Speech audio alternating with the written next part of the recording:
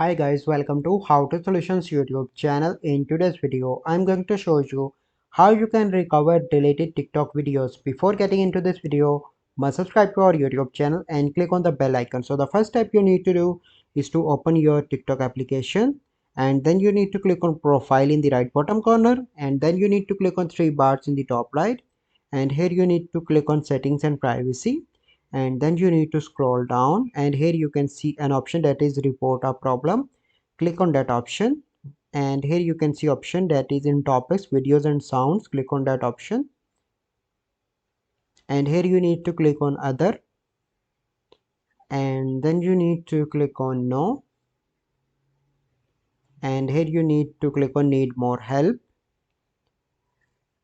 and here you need to mention to the TikTok team that I by mistake delete my videos, so help me recover my video on my account, and click on submit. Then the TikTok team will contact you in 48 hours and they will help you to recover your video. So this is the only possible solution to recover TikTok video. I hope you find this video helpful. If you find this video helpful, must like this video, subscribe to our YouTube channel for future videos. We'll see you in the next video. Thank you, have a good day.